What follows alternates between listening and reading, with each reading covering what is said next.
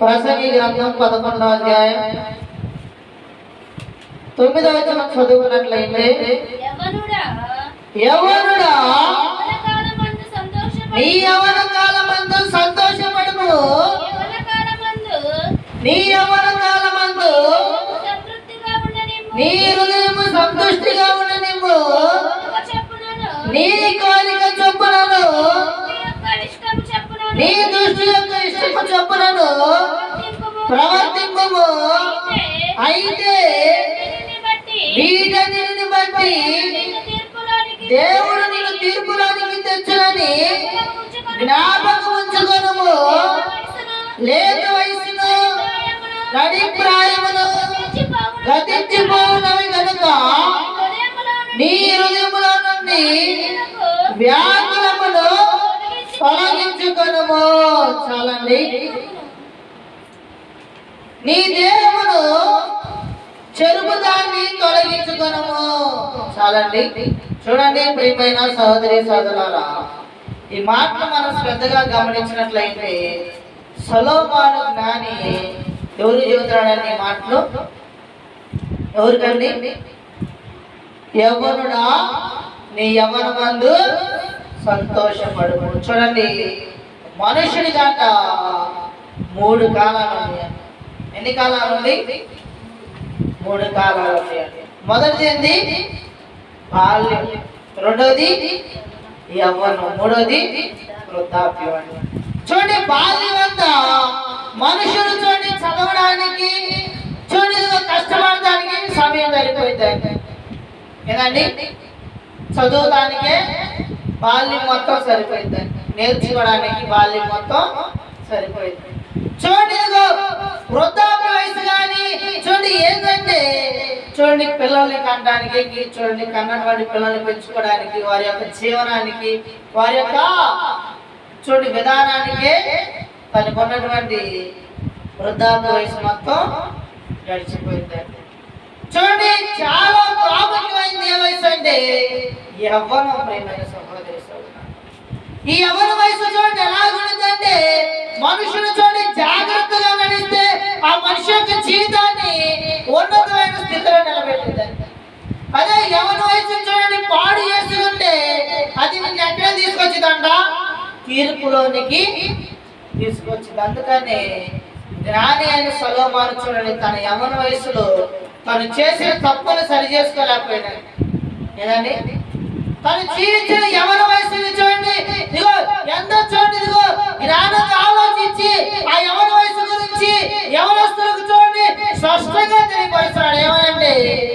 ఇదండి, యవ్వనుడా నీ యవ్వనమందు సంతోషపడుము, నీ యవ్వన కాలమందు నీ హృదయము సంతృష్టిగా ఉండనిమ్ము, నీ కోరిక చొప్పున నీ దృష్టి యొక్క ఇష్టం చొప్పున ప్రవర్తించుము. అయితే వీటన్నిటిని బట్టి దేవుడు నేను తీర్పులోనికి తెచ్చునని జ్ఞాపకము తెచ్చుకోమన్నాడు. ఎందుకంటే యవ్వన వయసులో చూడండి అతని కోరికలు ఎలా ఉంది చెప్పండి. ఒక యవ్వనస్తుల కోరికలు ఎలా ఉంటాయండి? ఎలా ఉంటాయండి?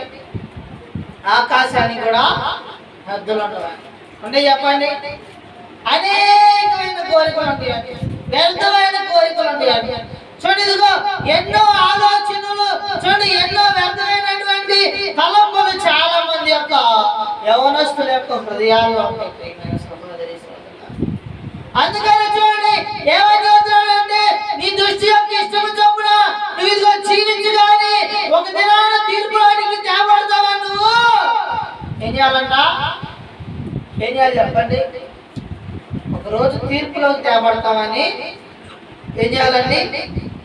జ్ఞాపకము ఉంచుకోవాలి ప్రియమైన సహోదరి సోదరు. ఎందుకంటే లేత వయసును అభిప్రాయము గతించిపోవును కనుక నీ హృదయంలో నుండి వ్యాకులాన్ని తొలగించుకోవాలి. చూడండి, ఒక యవ్వనస్తుడికి అనేకమైన ఆలోచనలు ఉంటాయి, అనేకమైన కోరికలు ఉంటాయి. ఆ కోరికల వల్ల చూడండి తన జీవితాన్ని ఏం చేసుకుంటాడంట? పాడు చేసుకుంటాడు ప్రియమైన సహోదరి సోదరులారా. అందుకని ఏమన్నాడండి? నీ దేహమును చెరుపుదాన్ని తొలగించుకోవాలి. ఒక మనిషి యొక్క దేహాన్ని ఏం జరుగుతుంది చెప్పండి? ఏం జరిపిందండి? ఒక మనిషి యొక్క శరీరాన్ని ఏది పాడు చేసిందంట?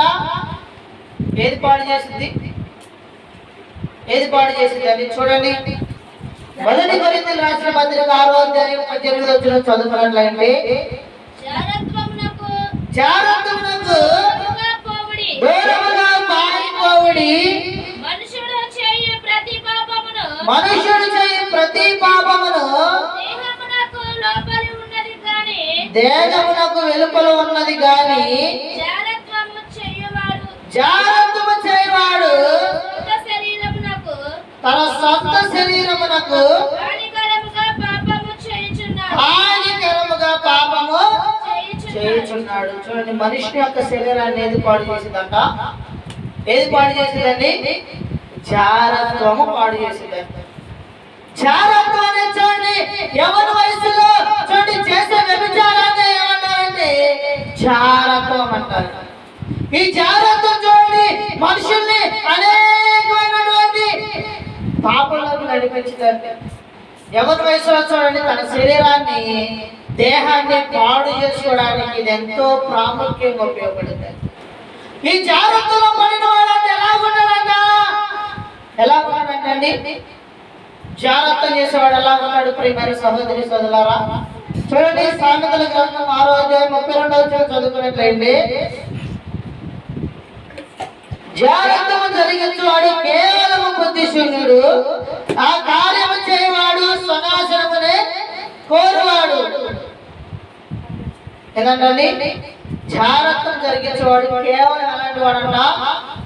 బుద్ధిశూన్యుడు. ప్రియమైన సహోదరి బుద్ధిశూన్యుడు అంటే ఏముండదండి? జ్ఞానం ఉండదండి. చాలా మంది యవనస్తులు చూడండి జ్ఞానం లేని వారికి ఉన్నారు. ఎలాగైపోయి చెప్పండి? జ్ఞానం లేని వారికి అయిపోయి చూడండి తనకున్న జ్ఞానం మొత్తాన్ని వాడు చేసుకున్నారు. చూడండి, ఇదిగో ఎంతో మంది చూడండి యవనస్తులు ఫస్ట్ చూడండి, ఇదిగో ఒక స్త్రీని చూడగానే ఒక పురుషుని చూడగానే లవర్ పర్సన్ అని చూడండి వాళ్ళకి జీవితాలు ఏం చేసుకున్నారన్న పాడు చేసుకున్నారు. ఒక స్త్రీని చూసి నాకు ఎంతో అందంగా కనిపించింది. చూడండి ఆమె వైపు చూడండి, చూసిన చూపు వల్ల చూడండి ఏమైపోతున్నాడంటే తన చదువులు పోగొట్టుకున్నాడు, తన తల్లిదండ్రులు పోగొట్టుకున్నాడు, తనకు విలువైనటువంటి జీవితాన్ని కోల్పోతున్నాడు, తనకున్న సమస్తాన్ని ఏం చేస్తున్నాడండి? పోగొట్టుకున్నాడు. ప్రియమైన సహోదరి సోదరులారా, ఇలాంటి వారికంట తల్లిదండ్రులు భయం ఉండదు, సమాజం భయం ఉండదు, దేవుని భయం అసలే ఉండదండి. చూడండి ఇలాంటి వారు చూడండి ఆ జాగ్రత్తకి బాధితైపోయి తన ఎవరి వయసులో తన దృష్టికి ఏమనిపిస్తే అది చేస్తూ, తన హృదయానికి ఏదనిపిస్తే అది చేస్తూ పాపంలో మునిగిపోయి వారి యొక్క జీవితాల సైతం నష్టపరుచుకుంటూ నాశనం చేసుకుంటూ చూడండి కొంత వయసు వచ్చేసరికి అన్ని కోల్పోయి ఏమైపోతున్నారండి? దేనికి ఉపయోగం లేకుండా తయారవుతున్నారు. ప్రియమైన సహోదరి సోదరులారా, చూడండి నేను నా కళ్ళారా ఒక వ్యక్తి జీవితాన్ని చూశాను, ఒక యవన స్త్రీ జీవితాన్ని చూశాను. చూడండి ఆమెకి తల్లిదండ్రులు లేరు. ఎవరు లేరు? తల్లిదండ్రులు లేరండి.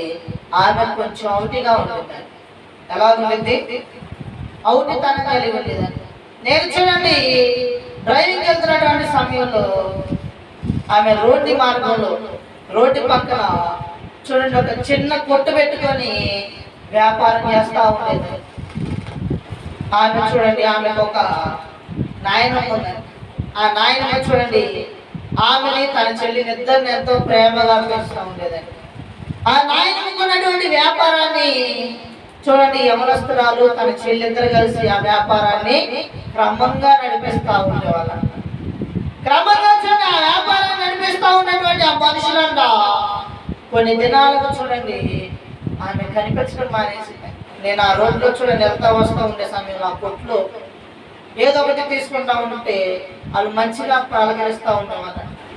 అలాంటి చూడండి కొన్ని నెలలు దాటిన తర్వాత ఒక దినాన్ని ఆమె కనిపించకపోతే ఆ కొట్టు దగ్గర ఉన్న వ్యక్తులు ఏందయ్యా ఈమె ఎక్కడికి వెళ్ళిందని అడిగితే వాళ్ళు చూస్తున్నారు ఆమె ఒక ఆటో డ్రైవర్ని ప్రేమించిందయ్యా. ప్రేమించి ఆ తల్లి ఆ పెంచుతున్నటువంటి ఆ నాయనమ్మని ఆ సహోదరుని విడిచిపెట్టి ఏమైందంట వెళ్ళిపోయిందయ్యా అని చెప్పారు. ఓ సరే అలా వెళ్ళిపోయిందేమో చక్కగా బ్రతుకుతుందేమో అనుకున్నానండి. కొన్ని దినాలు చూడండి కొన్ని సంవత్సరాలు దాటిన తర్వాత చూడండి ఆమె ఒక స్థితిలో చూసి నేను ఎంతో చూడండి భయానికి గురయ్యాను. ఏమైపోయిందంటే ఈ గుంటూరు పట్టణంలోనే అడుక్కుంటున్నాను.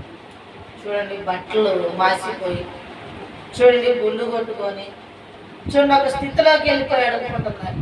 అడుక్కుంటుంటే ఒకరోజు చూడండి ఏమైంది, ఆమె నన్ను ఆరాధిస్తే ఆటో డ్రైవర్ అంట ఆమెను ప్రేమించానని మోసం చేసి తీసుకెళ్ళి చూడండి తనతో పాటు 4-5 చేత అత్యాచారం చేపిస్తే చూడండి ఆమె మెంటలుగా తనకున్న జ్ఞానాన్ని కోల్పోయి చూడండి ఇంకా తల్లిదండ్రుల దగ్గరికి వెళ్ళలేక ఏమైపోయిందండి ఆ రోడ్లో చూడండి అడుక్కుంటా జీవిస్తుందండి. అలా అడుక్కున్నా కానీ రాత్రి వేళ చూడండి ఎవరొకరు ఆమె మీద అత్యాచారం చేసేవాడు.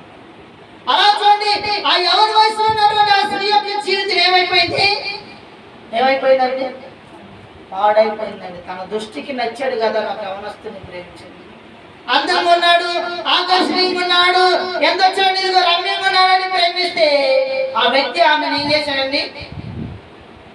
చేశాడండి పాడు చేసి విడిచిపెట్టాడు. ప్రేమైన సహోదరు సహోదరు కాబట్టి చూడండి ఇదిగో చాలా మంది ఎవరి వయసులో చూడండి వారికి ఉన్న ఆలోచన ఎలాగుంది అంటే ఇదిగో నాకంటే ఎవరు లేరు, ఈ వ్యక్తి నన్ను ఎంతో ప్రేమిస్తున్నాడు, ఈ వ్యక్తి ఇదిగో నా తల్లిదండ్రుల కంటే నా కుటుంబం కంటే ఎంతో నన్ను చూస్తున్నాడు, నాకు కావాల్సిన కొనిస్తున్నాడు, నన్ను ప్రేమగా చూసుకున్నాడు, కాబట్టి ఇదిగో ఈ వ్యక్తి నాకు కావాలి, ఈ వ్యక్తిలో నేను జీవితాంతో సంతోషంగా జీవించగలను అని నువ్వు నిర్ణయం తీసుకోవచ్చు. కానీ ఆ నిర్ణయం కొన్ని దినాలకి ఏమైందండి ఏమైపోయింది చెప్పండి, ఆ వ్యక్తి నిన్ను మోసపుచ్చినట్లయితే, ఆ వ్యక్తి నిన్ను శోధిస్తున్నట్లయితే, ఆ వ్యక్తి నిన్ను బాధపరుస్తున్నట్లయితే నువ్వు తీసుకున్న నిర్ణయం ఏమైపోయినట్టు తప్పుగా అయిపోయినట్టు. ప్రేమైన సహోదరి సహోదరులారా, అలాగే ఒక దినానంట యాకోబు యొక్క కుమార్తె అయిన దీనా ఏం చేసిందండి పద్మనాభ నుంచి చూడండి ఎక్కడికి వచ్చిందంట కానాను దేశంలో షేకేమైనటువంటి పట్టణానికి వచ్చిందంట. షేకేమైనటువంటి పట్టణానికి వచ్చి అక్కడ చూడండి యాకోబు తన కుటుంబం మొత్తం నివాసం ఉంటే యవనస్తురాలు ఏం చేసిందంటే ఆ ఊరు చూస్తానికి వెళ్ళిందంట. ఆ ఊర్లో ఉన్న కుమార్తెని ఆ ఊర్లో ఉన్న స్త్రీలను చూడటానికి వెళ్తే అక్కడ చూడండి ఎవరున్నారండి అక్కడ చూడండి హామోరు కుమార్తె అయినటువంటి షేకేము ఉన్నాడండి. ఆ దేనాన్ని చూడగానే కంటిగా మెలాగపడిందంట, అందంగా కనిపించింది. చూడండి ఒక స్త్రీ అందంగా కనిపించినప్పుడు యవనస్తులు ఏం చేయాలండి చెప్పండి, తన తండ్రిని పిలిచి ఈ అమ్మాయి బాగుంది, ఈ అమ్మాయిని ఇచ్చి నాకు వివాహం చేయని అడగాలైతే ముందర చూడండి ఏం చేశాడంటే ఆ స్త్రీని పిలిచి ఆమెని శ్రీనిచ్చాడంట. ఆమెతో చూడండి పాపం చేసి తర్వాత చూడండి ఆయన మనసులో ఆ స్త్రీ బాలేదు కాబట్టి తండ్రిని పిలిపించి అయ్యా ఇదిగో నేను ఏం చేస్తానన్నాడు వివాహం చేసుకుంటాను అన్నాడు. ఎప్పుడు చెబుతున్నాడు ఆ మాట? చాలా మంది చూడండి ఏం చేస్తారంటే వివాహం అవ్వకముందులే పాపంలో జీవిస్తారు. వివాహం ముందులే ఎవరి వయసులో చూడండి వారి యొక్క జీవితాన్ని పాడు చేసుకొని తర్వాత చూడండి ఇదిగో ఎన్నో విధాలుగా చూడండి వారికి ఉన్నటువంటి ఇదిగో పాపం జీవితంలో చూడండి అప్పుడు నేను వివాహం చేసుకుంటానంటారు. ఏదండి చూడండి నేటి కాలంలో ఏం ఫ్యాషన్ అయిపోయిందండి, ఏం ఫ్యాషన్ అవుతుందండి? ప్రేమించడం ఫ్యాషన్ అయిపోయిందండి. చూడండి వివాహం ముందులే చూడండి పాపంలో జీవించడం ఫ్యాషన్ అయిపోతుంది. కానీ చూడండి మనం వివాహ కార్యక్రమాల్లో కొన్ని అమూల్యమైన మాటలు ఏంటండి, వివాహం ఏదంట ఘనమైనది అంటారు. చాలా మంది చూడండి వివాహం ఘనమైనదనే చేస్తారు కానీ దాని తర్వాత మాటలు ఏం చెప్తారండి. చూడండి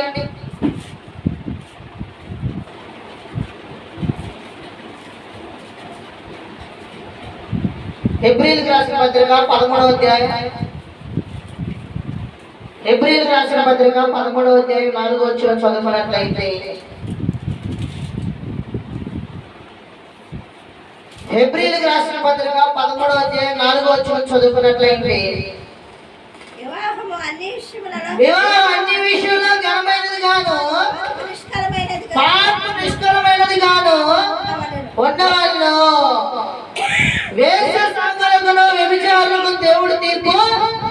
తీర్చును. చూడండి, వివాహం ముందు నువ్వు ఏం చేయకూడదంట? వ్యభిచారం చేయకూడదండి, జారత్వం చేయకూడదు. పాన్పు ఎలా ఉండాలి? నిష్కలంకంగా ఉండాలి. చూడండి, నువ్వు ఏ విధంగా అయితే నేను వివాహం చేసుకునే వ్యక్తి పరిశుద్ధంగా ఉండాలని కోరుకుంటావు, ఆ వ్యక్తి కూడా నేను వివాహం చేసుకునే అమ్మాయి పరిశుద్ధంగా ఉండాలని కోరుకుంటాడు. నువ్వు చూడండి, వివాహం మొదలే చూడండి, ఇదిగో అనేకమైన జార కార్యాలను జీవించి, పాపములను జీవించి, అనేకమైనటువంటి వ్యభిచారాల్లో నడిచి, అనేక విధాలుగా చూడండి అబార్షన్ చేయించుకొని, అనేకమైనటువంటి స్థితిగతుల్లో జీవించి, మరలా తిరిగి ఒక దినాన్ని ఫ్రెష్ గా ఇదిగో నేను న్యూ లైఫ్ జీవిస్తాను, ఇదిగో నాకు ఇదిగో మంచి పురుషుడు కావాలి, మంచి స్త్రీ కావాలి, పరిశుద్ధమైన వ్యక్తులు కావాలి అని నువ్వు ఆలోచిస్తే ఎలా ఉంటుందండి? అది మంచి జీవితమేనా? ఎలా ఉండాలంట? పాన్పు నిష్కలంగా ఉండాలండి. వివాహం ఎంత ఘనంగా ఉందో పాన్పు కూడా అలాగే నిష్కలంగా ఉండాలి ప్రియమైన సహోదరి సహోదరు. కాబట్టి యవ్వన వయసులో నీ శరీరాన్ని ఏం చేసుకోవాలి? ఏం చేసుకోవాలండి? పరిశుద్ధపరచుకోవాలి ప్రియమైన సహోదరి సహోదరు. పాడు చేసుకోకూడదు. అందుకని ఏం చెబుతున్నాడండి? ఇదిగో జాగ్రత్తం చేయవాడు తన సొంత శరీరాన్ని ఏం చేసుకుంటాడంట? హాని చేసుకుంటాడంట. షేకేము కూడా చూడండి, ఆ దేనాన్ని పాడు చేసి తన తండ్రి యాకోబు యొద్దకు చూడండి హామోరును పంపాడు. చూడండి, హామోరును పంపితే హామోరు అంట, అయ్యా ఇదిగో నా కుమారుడు నీ కుమార్తెను ప్రేమించాడు కాబట్టి ఆమెను వివాహానికి నువ్వు సిద్ధపాటు కలిగి నీ కుమారుడితో మాట్లాడి ఆ స్త్రీని మాకు ఇచ్చి ఏం చేయమన్నాడు? వివాహం చేయాలని అడిగితే యాకోబు చెప్పాడు, అయ్యా నాకున్నటువంటి కుమారులు పశువులు గాయడానికి పొలానికి వెళ్ళారయ్యా, వాళ్ళు వచ్చిన తర్వాత వాళ్ళతో మాట్లాడి నేను నీకే విషయం చెబుతానంటే చెప్తున్నాడండి. ఈ కుమారుడు రాగానే అయ్యా ఇదిగో నీ చెల్లిని ఇదిగో ఈ షేకేం ఇలా చెరిపాడయ్యా, ఇలా పాడు చేశాడయ్యా అని చెప్తే ఏం చెబుతున్నాడండి?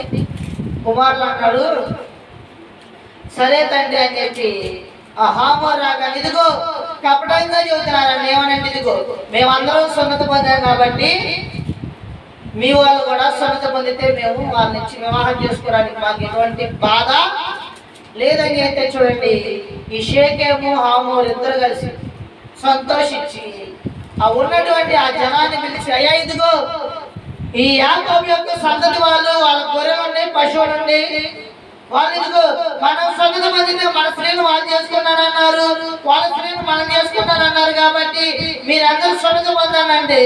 మీరందరూ చూడండి ఆ రాజు చెప్పిన మాట ప్రకారం అందరూ ఏం చేశారంట?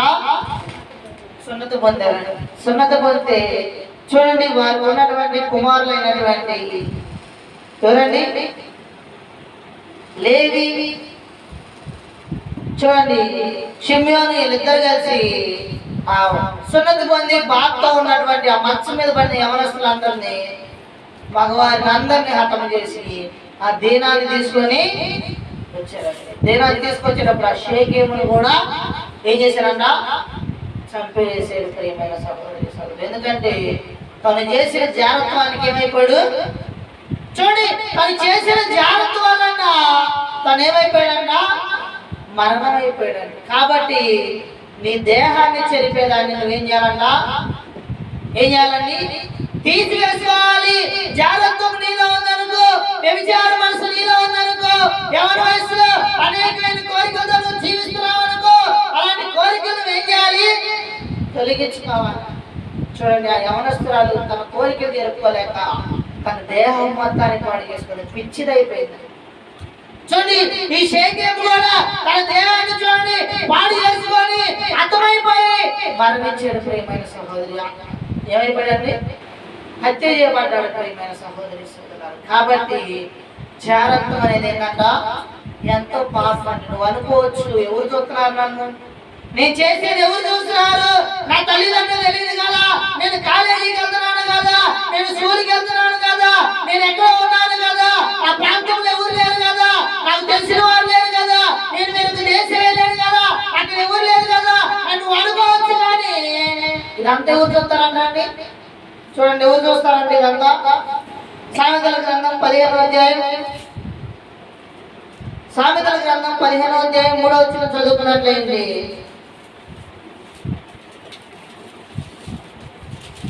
సామెతల గ్రంథం 15వ అధ్యాయం 3వ వచనం చదువుకున్నట్లయితే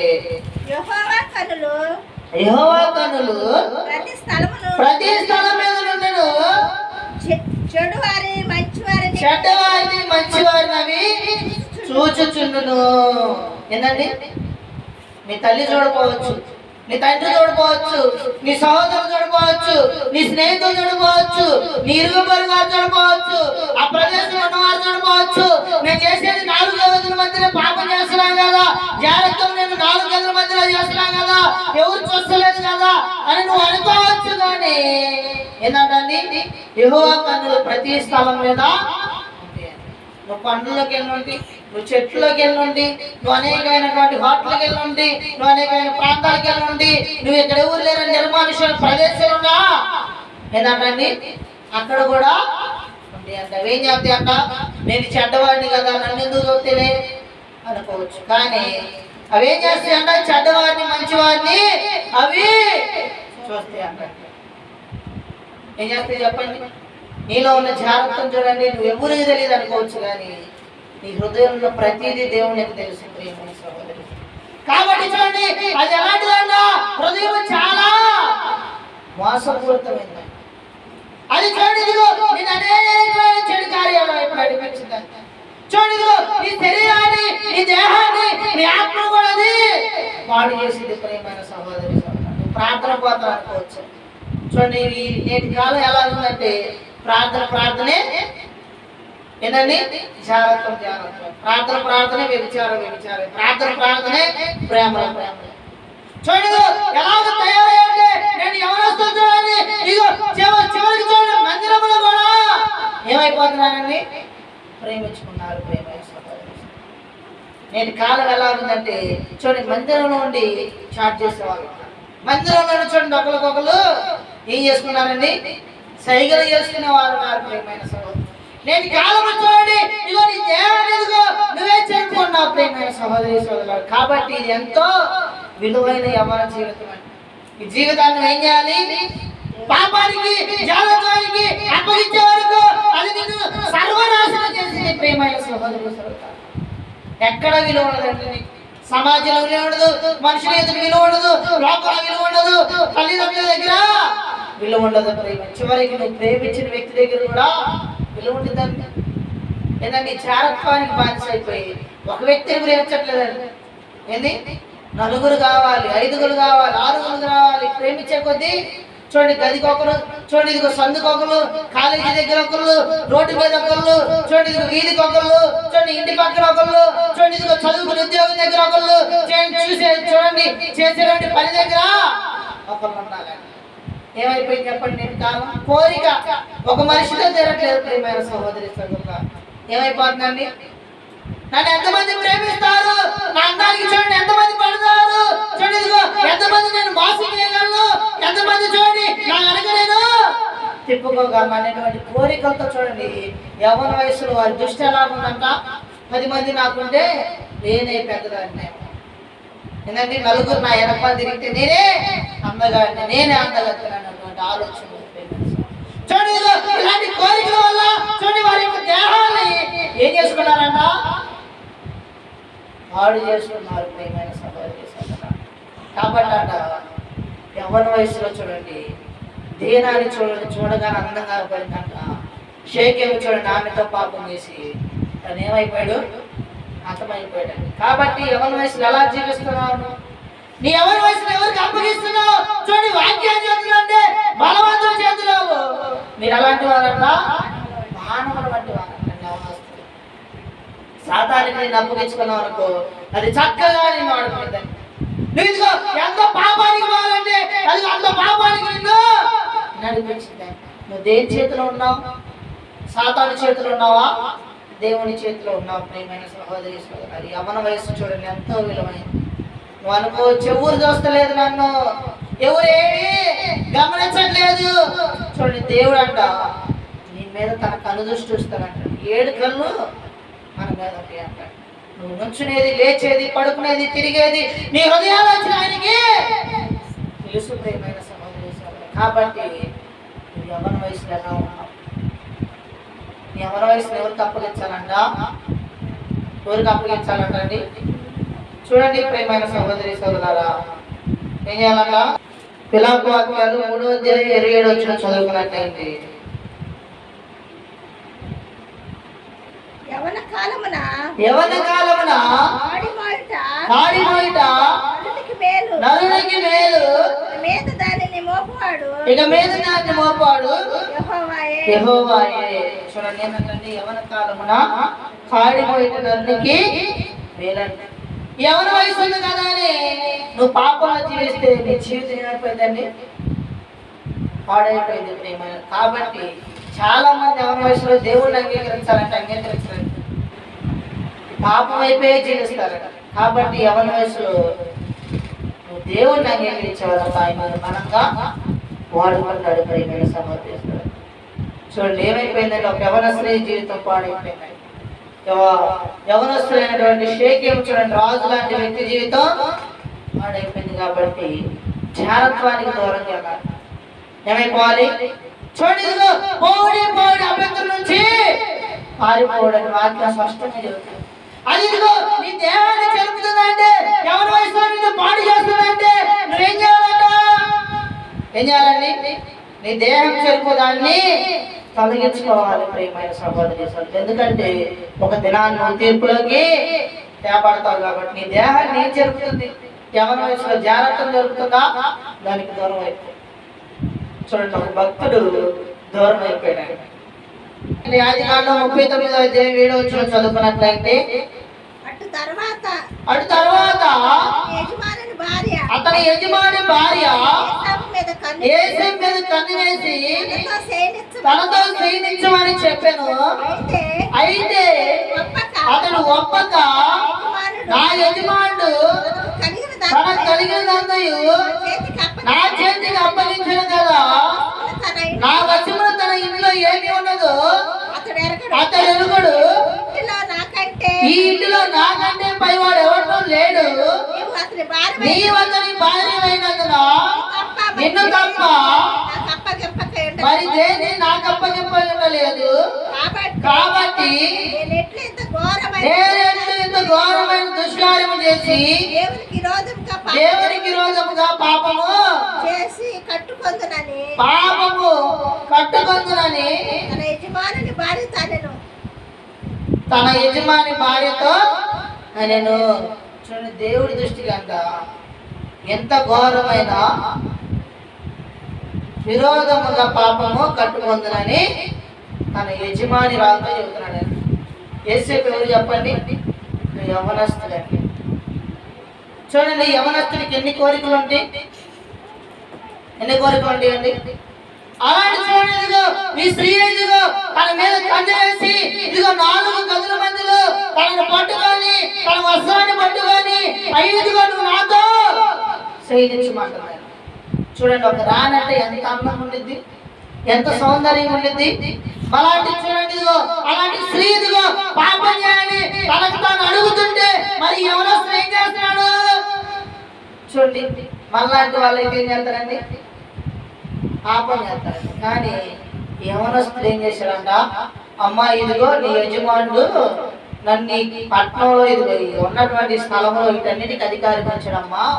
తన పొలం మీద కానీ, తనకున్న సంపద మీద కానీ, తనకున్న సైన్యం మీద కానీ, తనకున్న ఇంటి పని మనుషుల మీద కానీ, తనకున్న సమస్త మీద నన్ను అధికారం ఇచ్చాడమ్మా. అయితే నిన్ను మట్టికి నాకు అప్పగించలేదు. అంటే నీవు అతని భార్య కాబట్టి అతను నాకు అప్పగించలేదమ్మా.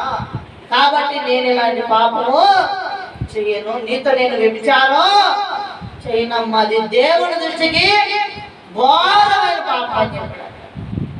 చూడండి, యవనస్తుడైంది అలాంటి చార కార్యానికి దూరం అయిపోయాడు. చూడండి, మనమైతే స్నేహితులను నమ్మింది పంపిస్తే స్నేహితుని భార్యను పాడు చేసుకుంటున్నాడు. సహోదరుని నమ్మితే సహోదరి భార్యను పాడు చేసేవాడు. చూడండి, నేటి కాలంలో ఒక భార్యను పాడు చేసేవాడు. అదంటే ఏమంటారంటే ఏం కలిగిందండి? పెళ్ళైన తర్వాత కూడా ఏం కలుగుతుంది? వేరొకరి మీద ప్రేమ కలుగుతుంది. ఇది ఒక దరిద్రమైనటువంటి విధానం. చూడండి, ప్రేమించి పెళ్లి చేసుకున్న తర్వాత కూడా ఆ వ్యక్తిని కాదని ఇంకో వ్యక్తి మీద నీకు ప్రేమ వస్తుందంటే అది నిజమైన ప్రేమ?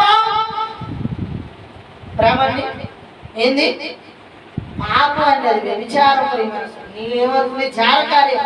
దాని లోకంలో భక్తులు ఏం చేస్తున్నారంటే ప్రేమని చెబుతున్నారు. ఒకసారి నువ్వు ఒక వ్యక్తిని ప్రేమించిన తర్వాత వివాహం చేసుకున్న తర్వాత వేరొక వ్యక్తి మీద నీకేమి రాకూడదు, ప్రేమ రాకూడదు.